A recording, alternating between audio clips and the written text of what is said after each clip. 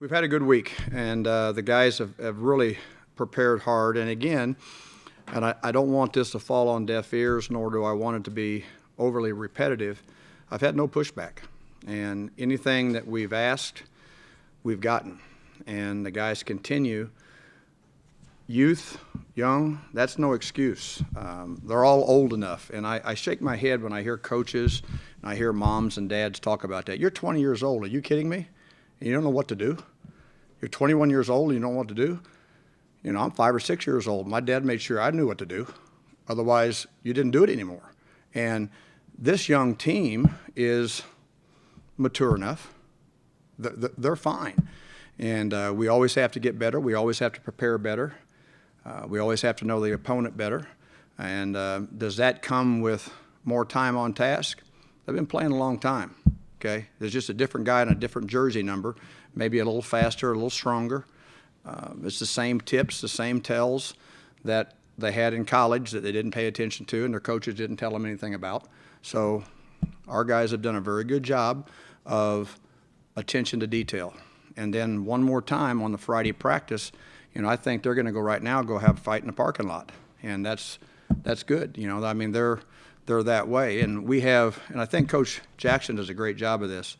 You know, we have the captain's players meeting right now, and they're going in there, and it's more important how they see the film than how I see the film. Now, we'll get along better when we see it the same way. We'll get along better. But the fact that they have opinion, and then the fact that we can empower them, and the fact that they understand it's our defense, then ownership makes everything better. And ownership of how we play, what we play, all that kind of stuff goes a long way that way. So been very pleased with, you know, how they've responded, and been very pleased with how they responded at halftime last week. You know, I got to check my ego. You know, I want to go off, but I could have gone off at halftime and lose them in the second half. They came back out in the second half, played lights out, and there was just a few minor things that happened in the first half. Those are learning, teachable moments.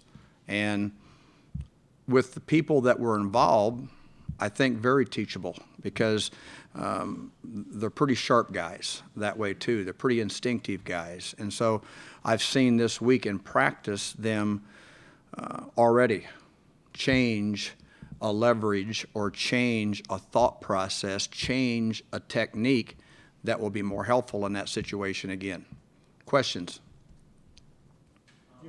You indicated that Miles is doubtful for Sunday, but in the event that he is able to surprise everyone and play on Sunday, just what type of shot in the arm? You know, you guys have seen that. You have to see that in practice, everything. And the fact that the head coach said that, then, you know, I'll let the head coach handle that. And obviously, I'm a better coach when he plays. But you realistically expect to have him? You know, right now is that the head coach said he's doubtful. Don't read anything else into it, and don't get me to make it everybody else squirm in the room. Don't ask me again. The head coach said doubtful.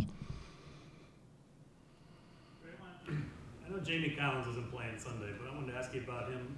And admittedly, some of the way he's viewed his contract, which you probably ignore totally. But should he be making bigger plays? Should we be seeing more impact? I will tell you this, is that he's one of the best players I've ever had a chance to coach. And there's so many things, and again, take this the right way.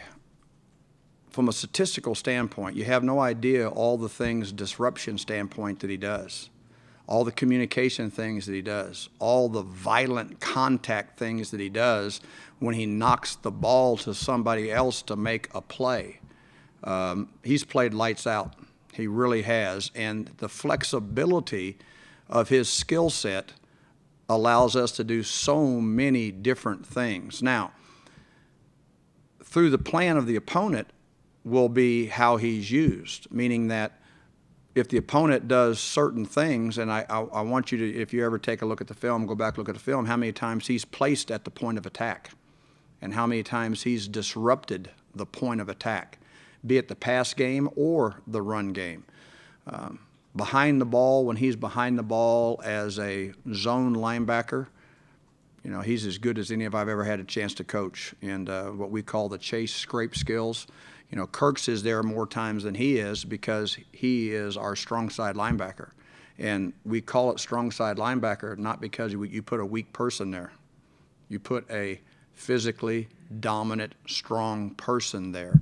And his rush abilities have been outstanding too, on how he's collapsed the pocket. And then the other thing too is when you see him in rush positions, you have no idea whether he's rushing or covering. You know, he may be in coverage when he's up there in that rush position. And I smile and laugh about frustrating, you know, Marshall Faulk many years ago and then Bill copied that in a Super Bowl against him. But and Willie McGinnis did that same thing about how a defensive end, you know, is providing leverage and coverage help to an inside linebacker. And they turn the coverage over to each other, depends upon the release of the route. And Jamie can do all those things. He's done great. What didn't you like about the performance in the first half against them? That last week? Yeah. Okay. You know, the thing that the end of the half, right at the end of the half, you know, the 19 seconds ago when the ball popped, and the guys know that. I'm not saying anything that I haven't already said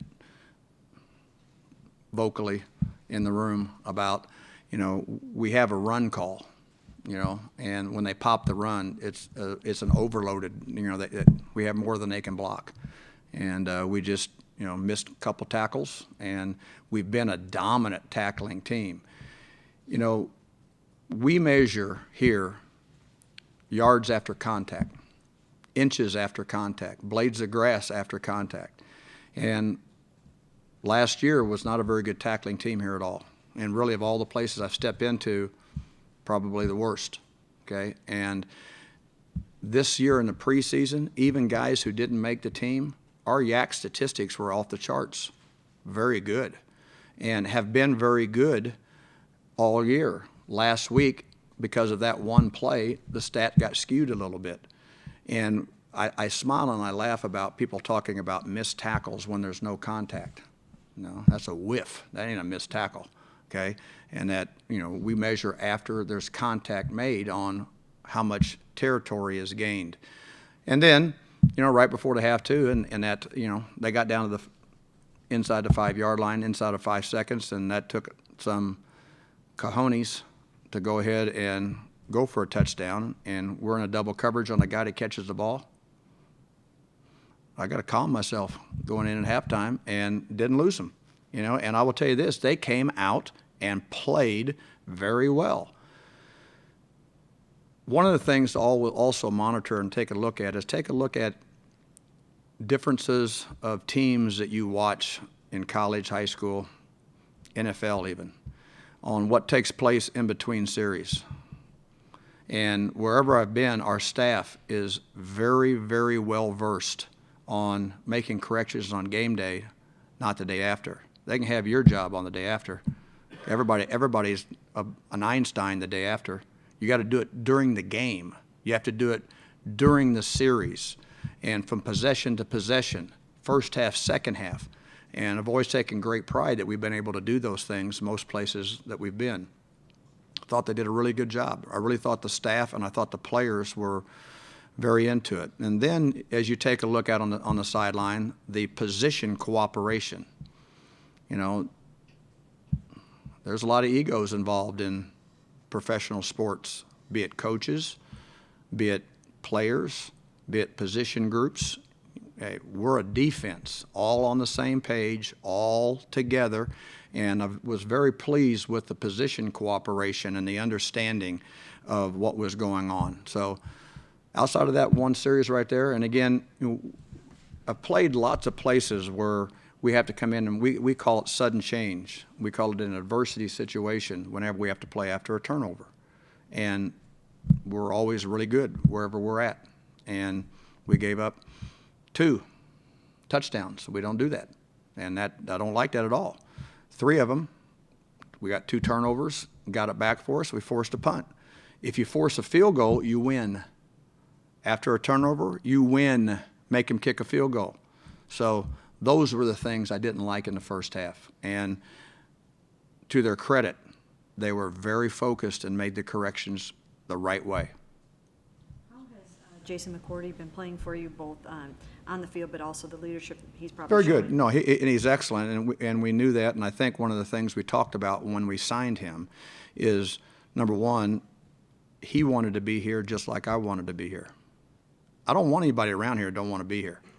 I don't want to beg a player that you have to be here. When you're drafted, you have no choice. If you're a free agent, you don't want to be here, then go someplace else. That's fine. But I know J-Mac. He's a good young man, and his brother too, and that he has been the right way behind the scenes, and people want people to talk more in leadership. You know, in pro sports, you talk too much, people tone you out. You got to lead by example. And then when you say something, they'll listen to you. But if you don't lead by example, be on time, be focused, be prepared, study, all of a sudden a young guy asks you a question and you have the correct answer, well, maybe he asks you more questions. You don't have the correct answer, he's not going to ask you. He's done very well. He's been a good addition in that area, and he's played well too. So with Burgess taking over for Collins, what do you lose there, and how do you assume he's not as good as Jamie? I've made a Collins? career out of players identical to Mr. Burgess.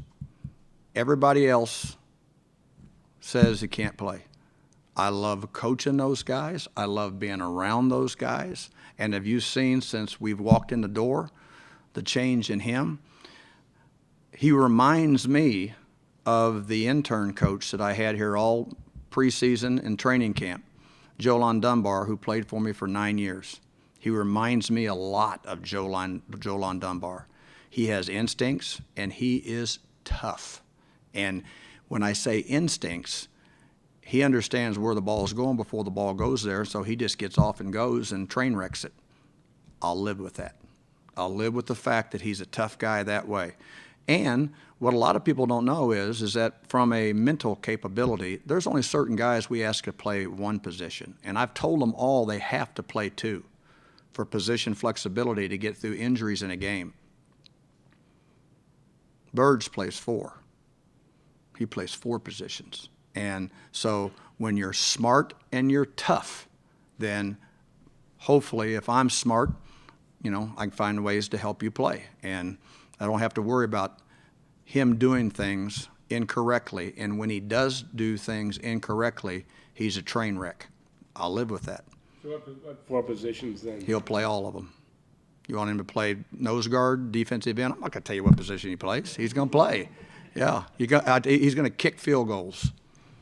Along those lines, Trevon Coley's another guy that, you know, he was. There you go, too. out of the Look league at that. for 10 months. You know, and I think back is that he had to be at our rookie minicamp. See, he still had eligibility that where he had to come when none of the veterans had to come. And I'm looking at him in the room, you know, and watching him and how far he came because his eyes were so big in that first minicamp. And now actually has a little swagger about him, okay? Actually has, you know, a toughness about him that he sees that someone gets him, okay? He can't do everything that Miles can do, everything that Nate can do, but boy, he can do the things he can do. And when players say they're going to be the best there's ever been, just be the best you can be. If you'll be the best you can be, then maybe you might have a chance at playing. That's what he's doing, okay? And we're not asking him to do too much either. He can, you know, and each week he flashes and shows us a little bit more. He really does. He's done very well too. I love those guys. I know we talked about against Pittsburgh, how Roethlisberger got rid of the ball so fast. Mm-hmm. And so that has to do with the pass rush. But through 2 games. Same thing last week too. Are you getting what you need out of it? Yeah, we are. Yeah, and again, we are, and enforcing the ball. You know, we've had hardly.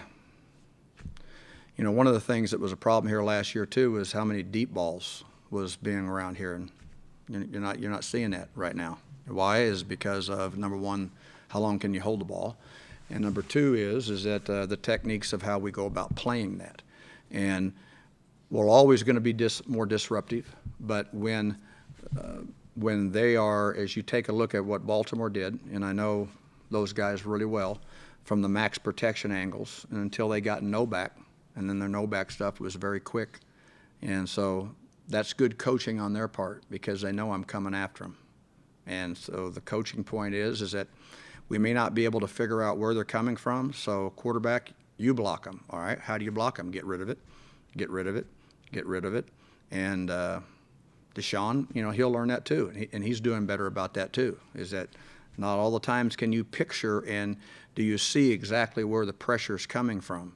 So you got to block it by getting rid of the ball. We talked about Peppers playing so deep to take away those over-the-top plays. Have you always played safety that deep, or is that unusual? And again, when you ask that, so you haven't looked at the other places I've coached?